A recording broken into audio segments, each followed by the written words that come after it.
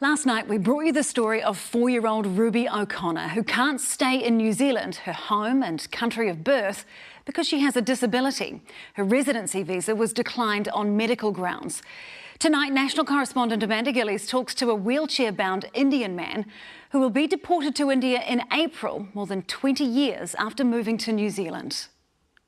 We're sending this man, effectively, to India to die. Deporting him from New Zealand, in my opinion, will be a death sentence. Is it a death sentence? It is.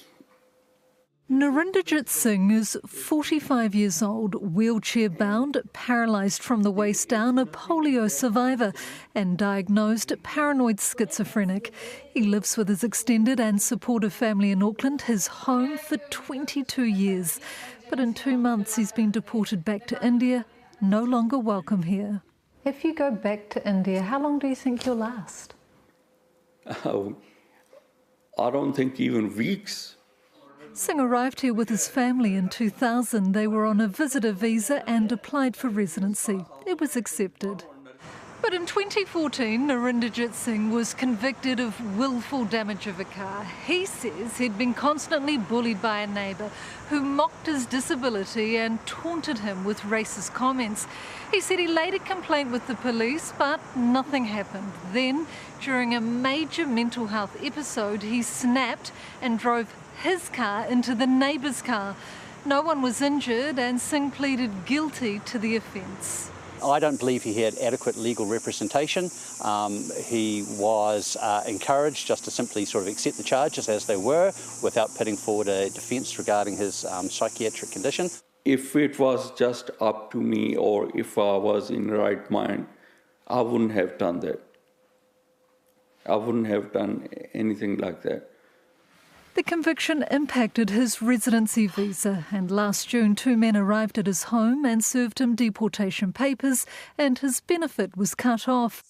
Top immigration lawyer Alistair McClymont tried to appeal and sent extensive submissions, including psychiatric reports, to the immigration minister and his local MP, but says it was all ignored. It seems baffling that they won't look at it when it's a government who claims to be ruling with kindness, compassion and empathy, yet they want to send a disabled human being to his death in what is basically a foreign country. Singh needs the support and care of his family. They do everything for him, and his specialist medical team is here. In India, he has nothing. He'd live alone, no support, no help, no money. It will be hard to get the right treatment, right medication, right care. My life is pretty much over in India. Hard, very hard. His family is distraught.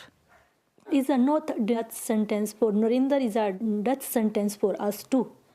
Green MP Ricardo Menendez March says the immigration minister needs to intervene and stop the deportation immediately and change the immigration policy to better support those with disabilities. Political inaction that ultimately is resulting in destroying people's lives. And so, again, we're looking at calling on the minister to prioritise this set of work so that disabled people don't have to go to the media to basically plead for their humanity and their right to a life with dignity to be recognised.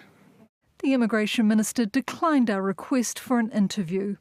If nothing is done, Narinderjit Singh will head to the airport on April 29th to what could be a death sentence. Amanda Gillies, Newshub.